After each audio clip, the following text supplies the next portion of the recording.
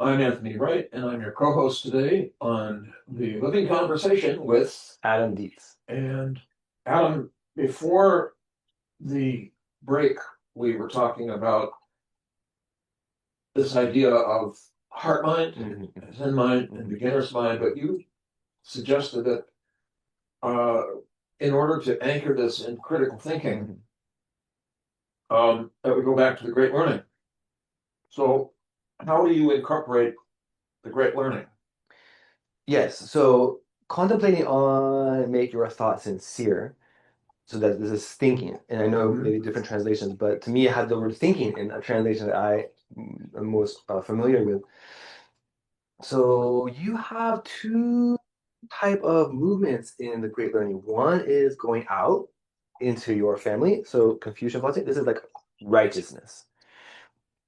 Oh, okay. One is your own mind. You cultivate your humanity in your own mind. So when we talk about cultivate yourself, it's at the nexus of both. Cultivate yourself, you can go out into the family, or you can go inside into rectify your mind. Oh, right, right. So rectify your mind, how do you do it? You make your thoughts sincere. How do you make your thoughts sincere? You extend your knowledge. Yeah, yeah. How do you extend your knowledge? You investigate things. Now, this investigate things, I teach the students, this is actually very similar to science. Science, you examine. Yeah. Yeah. So very deeply investigate. Or Socrates, examine life. The examine life is worth living. So Confucian philosophy, investigate things. When you investigate things in Confucian philosophy, you find everything is made of heaven. Everything is made of heaven. Just like in science, when you do science at a high level for a very long time, you find out everything comes from the Big Bang. We're all stardust, It's quantum energy, yeah. right? Quantum physics. Yeah. So then you can take this insight. Everything is made of heaven. Then you can extend your knowledge and understand things more deeply. Extend your knowledge into all things. Understand they are made of heaven. You can see everything that way. When you see and feel that everything is made of heaven, your thinking is very sincere towards everything. You say, "Oh, you have heaven in you. I Right, feel very exactly. sincere towards you. I want you to flourish. I want you to fulfill yourself to come up and do well." This sincere thinking is a correct mind. You rectify your mind is a correct mind. You're not thinking about things, take a profit, manipulate. You just want all things to flourish. This is a correct mind. When you have this correct mind, then you can cultivate a life, a self to help all things flourish. The first launching pad to understand that is in your family, in your Right, right. relationships. This is the most fundamental. Everyone is born from a mother and father. Mother and father take care of a baby. Baby grows up, should listen to mother and father so they don't get in big trouble, like run into the street or something. Yep, Okay. yep, yep. You learn how to interact with humanity in a family, then when you learn how to interact with humanity, you can go into this country. Now you know how to deal with people. This is the work of a human being to deal with people. When But it's in harmony. in harmony, yeah, And propriety and harmony. yeah, okay. So Um, when you do this, then you doing your part to make the whole world peaceful. This also is called sage in your mind and oh, king outside. So sage I see. within, king without. You are wise in your mind. You practice righteousness going out. King without means you are the ruler of your actions. You are in charge. You can decide when to use humility, when to use sincerity. You decide how to Mhm. help harmonize this world, spiritualize this world, bring heaven into this world. Yeah, yeah.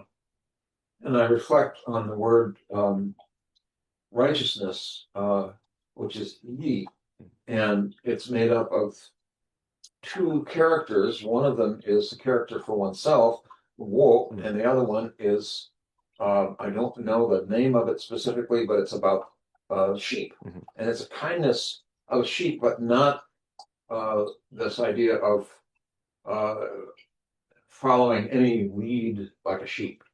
It's just about this kindness. I mean, the Chinese were very, I mean, are an agrarian people, you know. One way I heard it is that you see a person who is very gentle, like a sheep. Oh, So yeah, then, yeah, yeah. and then I think there may have been something to do with an elderly person.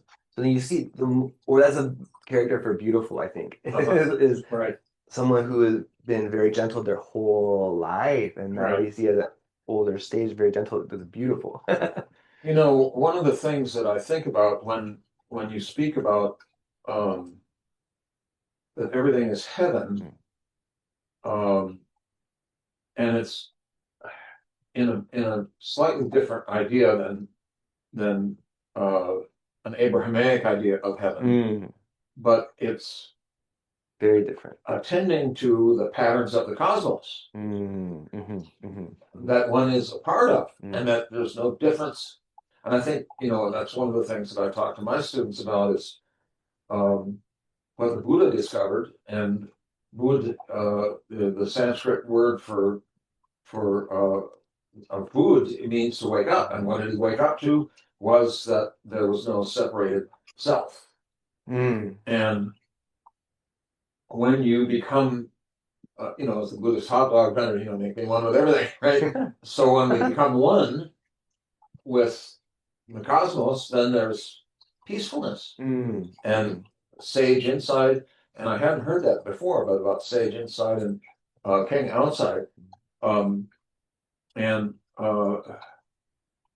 how do people, and particularly these 18 and 19-year-old people, know what to study, what to mm, look at? mm, Where do they begin? mm. Or what do you talk to them about? Because I would imagine that um, our listeners would wonder where do we begin with this? Mm. So we just talked a good deal about Confucianism. Right. So last time we also mentioned Ox Mountain about the good nature of human being. Mhm. So this I think is very relatable, accessible for students, for people yin and yang. Is also very relatable, accessible for people just use to harmonize. Then we enter into a self-cultivation. How do you get your mind this way? So we enter more into Lao Tzu. And before you mentioned Lao Tzu, the function of the Tao, function of the Tao. So Right. we talk about the movement of the Tao and the function of the Tao. Function of the Tao we Oh, talk about in class is actually you just empty your mind. right. Right. You, because the function of the Tao is weakness, weakness. And most students end up, taking something from this. Oh, I have some weaknesses. It's okay to make mistakes. Okay, this is a good way to look at Lao Tzu. But really, this weakness is very high level. When you weaken your own mind, you weaken your own desires, you decrease your own ego. This is like an image that works very well in class. Lao Tzu describes this image. This is like a hand searching in muddy water. I remember you talking about this. So when you have a hand searching in muddy water and you're too strong, you're too frantic, you're too active, all you do is increase, increase, increase, increase turbidity. Yeah. Yeah. When you make an effort to practice weakness, the function of the Tao, to let your mind settle, to let your mind, your will, your ego, your desires to settle, then you can have clarity. Just like the water allows all turbidity to settle, then you see the clear water. So this is the first step for students to see, oh, okay, I've always been taught to strive and go. Yeah. But actually, it's Let's make like, effort. yeah, Yeah. if you let your mind settle, you can merge with Tao, something eternal, something constant, something that's in everything. Actually, very similar to you can merge your mind with heaven. Like Confucius, going back. Yeah, and you know, I think this is a verse in the Tao Te Ching. You know, an old person is hard and tough, and they can't speak for very long. But a tiny baby is pliant and weak, and they can cry all day without getting hoarse. And Right, they can grab onto a finger really strong. right. But that's it's not weakness in the way that we think about it in the West. Right. It's weakness for true strength. Because Yeah, actual weakness is you just make some effort, get your mind all excited, and you have ego and desire. but then it's rigid. It also is very small. You and your own thinking mind is just so tiny. If you can empty your mind, if you can connect with Tao, okay, or maybe you said Qi, or Qi goes into pattern, right? Right. Qi goes into pattern. Mhm. If Yeah. you can merge with this, then you are merging with something strong, something that has always existed, something that is in everything, something that can never be exhausted.